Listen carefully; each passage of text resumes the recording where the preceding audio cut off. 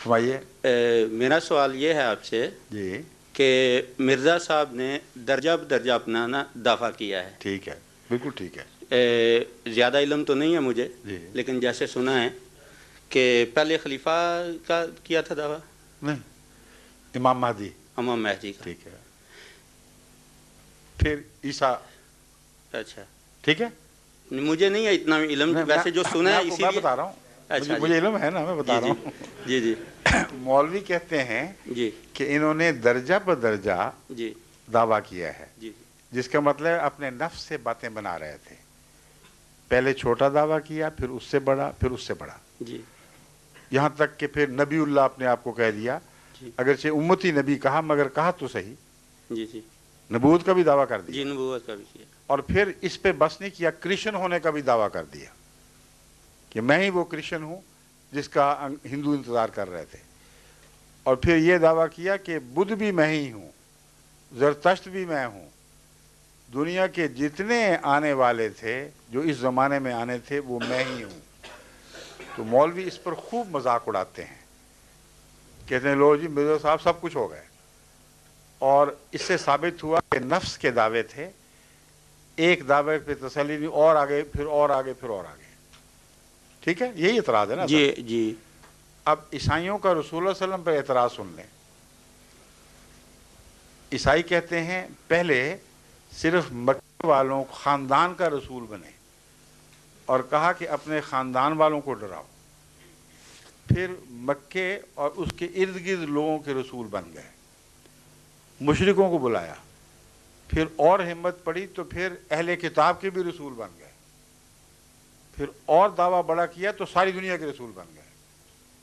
تو کہتے ہیں یہ تدریج بتا رہی ہے کہ یہ نعوذ باللہ من ذالک جھوٹا ہے. یہ دونوں اعتراض بالکل ایک ہی شکل کے اور دونوں لغو اور بالکل الٹ نتیجہ ثابت کرتے ہیں، بجائے اس کے کہ ان کو فائدہ دیں. اب میں آپ کو اس طریق کی وجہ بتاتا ہوں. جی اگر کوئی شخص یہ دعویٰ کرے کہ میں نے فلاں کام کیا ہے اور وہ سمجھے کہ اس سے مجھے لوگ بڑے گلے میں ہار ڈالیں گے اور خوشی کا اظہار کریں گے، اور یہ دعویٰ کرتے ہی اس پہ پتھر پڑنے شروع ہو جائیں، تو اگر وہ جھوٹا ہو تو وہ دعویٰ واپس لے گا یا اس سے بھی بڑا دعویٰ کرے گا؟ اس سے بڑا دعویٰ کرے گا. اگر جھوٹا ہو تو جھوٹا ہو تو واپس لے گا. جی جی جی سمجھے کہ نہیں؟ جی جی سیاستدان دیکھے نہیں آپ نے اپنے، جی جی وہ کوئی دعویٰ کرتے ہیں، اعلان بھی کر دیتے ہیں، اخباری بیان دے دیتے ہیں، جب آگے سے ذرا مار پڑنے لگے تو کہتے ہیں نا ہم نے تو نہیں کہا تھا، جی جی وہ غلط سمجھا ہے. جی جی جھوٹا آدمی کوئی ایسا دعویٰ کر ہی نہیں سکتا جس کے نتیجے میں اس کو جوتیاں پڑیں، جی اس پر پتھر پڑیں. جی اور اگر غلطی سے کر بیٹھے تو توبہ کرتا ہے، اگلا قدم نہیں اٹھایا کرتا. جی بس اللہ تعالیٰ کا سب نبیوں سے یہی سلوک ہے. ان کی سچائی کی علامت ہے کہ ان کی مخالفت ہوتی ہے، جی اور مخالفت کا خدا کو شوق نہیں ہے، اپنے پیاروں کو دکھ دینے کا مقصد تو نہیں ہے، مگر یہ مجبوری ہے کہ جب تک وہ دکھ نہ اٹھائیں ان کی سچائی ثابت نہیں ہو سکتی. جی بس آن حضرت صلی اللہ علیہ وآلہ وسلم نے جب پہلا دعویٰ کیا تو اس کے نتیجے میں شدید مخالفت ہوئی. جی اگر اپنے نفس کی خاطر دعویٰ کیا ہوتا تو اگلا دعویٰ اس سے بڑا نہ کرتے. جی صرف مکے والوں کو دشمنی بنایا، سارے اہل عرب کو دشمن بنا لیا.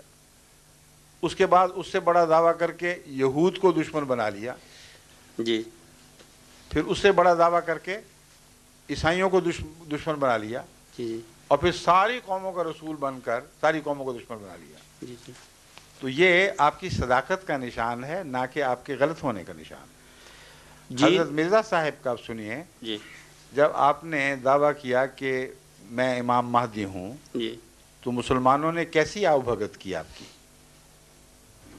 کچھ پتہ ہے آپ کے قتل کے فتوے جاری مطلب ان کو آپ کے قتل کے فتوے جاری ہو گئے. جی جی جب آپ نے کہا عیسیٰ علیہ السلام فوت ہو گئے تو آگ لگ گئی ہندوستان میں مخالفت کی.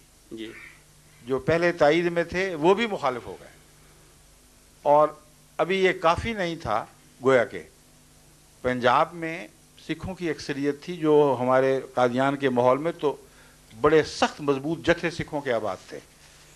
آپ نے یہ اعلان کر کے کہ گرو بابا نانک نے جس ولی کی پیشگوئی کی تھی کہ وہ آئے گا وہ میں ہی ہوں، جی اور گرو بابا نانک مسلمان تھے، کوئی نیا مذہب نہیں بنایا، تو سکھ بھی مخالف ہو گئے۔ ہندوؤں کو یہ کہہ کر کہ کرشن ایک خدا کا قائل تھا اور اس نے جو آنے کا وعدہ کیا تھا میں اس کی طرف سے ہو کر تم لوگوں میں آیا ہوں، سارے ہندو سارے آریہ آپ کے مخالف ہو گئے۔ جی جو باقی مذہب تھے ہر ایک کو آپ نے دشمن بنا لیا۔ یہ طریقہ کار کسی انسان کا ممکن نہیں ہے سوائے اس کے کہ وہ سچا ہو یا پاگل ہو، دو باتوں کے سوا ممکن ہی نہیں۔ اگر پاگل ہو تو پاگل جو دعوے کرتے ہیں لوگ ان کو اپنے حال پر ہی چھوڑ دیتے ہیں، خود ہی اپنی موت مر جاتے ہیں۔ جی پاگل ہزار دعوے کرتے پھرتے ہیں گلیوں میں، کوئی کچھ نہیں کہتا، بچے پتھر مارتے ہیں۔ نہیں، لیکن میری عرض یہ ہے کہ آپ نے اس کی مثال دیا یہ سیاست دانوں کی، یہ تو عام دنیا میں ہے نا لوگ، جی اور یہ جو آپ دوسری ابھی مثال دے رہے ہیں پاگلوں کی، یہ بھی اس سے میچ نہیں کرتی۔ جتنے نبی آئے ہیں ہمارے انہوں نے ایک ہی بار دعویٰ کیا ہے اور ایک ہی سٹیپ کا کیا ہے۔ غلط کہہ رہے ہیں آپ، یہی تو میں نے ثابت کیا ہے۔ جی آپ تو عیسائیوں کے الزام کبھی آپ نے پڑھے ہی نہیں، اسلام کی تاریخ آپ نے کبھی نہیں پڑھی۔ میں نے تو رسول اللہ صلی اللہ علیہ وسلم سے بات شروع کی تھی۔ میں یہ بتا رہا ہوں کہ یہ نہیں کہہ رہا کہ ان کی مثالیں اس پہ صادق آتی ہیں، میں کہتا ہوں ان کی مثالیں اور ہیں، نبیوں کی اور ہیں، جی نہ وہ پاگلوں والی مثال ہے جی جی نہ وہ دنیا داروں کی مثال ہے۔ جی جی کیونکہ نبی سچے ہوتے ہیں اس لیے ان کا اگلا دعویٰ پہلے دعوے سے بڑھ کر ہوتا ہے، اور اس کی سب سے بڑی مثال رسول اللہ صلی اللہ علیہ وسلم ہے۔ جی جی پہلا دعویٰ آپ نے عالمی رسول ہونے کا نہیں کیا تھا، پہلے دعوے میں عیسائیوں کو مخاطب نہیں فرمایا، مشرکین مکہ سے گفتگو بحث چلی، اور قرآن کریم فرماتا ہے کہ انذر عشیرتک الاقربین، تو اپنے رشتہ داروں قریبیوں کو ڈرا، اور اسی لیے آپ پہاڑی پر چڑھ کر اپنے رشتہ داروں کو اکٹھا کر کے ان کو ڈراتے رہے۔ لیکن وقت کے ساتھ ساتھ آپ کا دعویٰ بڑھا ہے، اور یہی بات ہے جو عیسائی مستشرقین نے جو اسلام کا علم رکھ کر اسلام پر اعتراض کرتے ہیں، انہوں نے اپنی کتابوں میں ڈال کر کثرت کے ساتھ رسول اللہ صلی اللہ علیہ وسلم پر یہ حملہ کیا ہے کہ دیکھ لو یہ جھوٹا ہے، کیونکہ آہستہ آہستہ اس کا دعویٰ بڑھا ہے اور ایک دم نہیں کیا۔ حالانکہ اگر خدا کی طرف سے ہوتا تو ایک دم سارے دعوے کرتا۔ تو اب یہ اعتراض مسیح رسول اللہ صلی اللہ علیہ وسلم پر سچا ہے یا جھوٹا ہے؟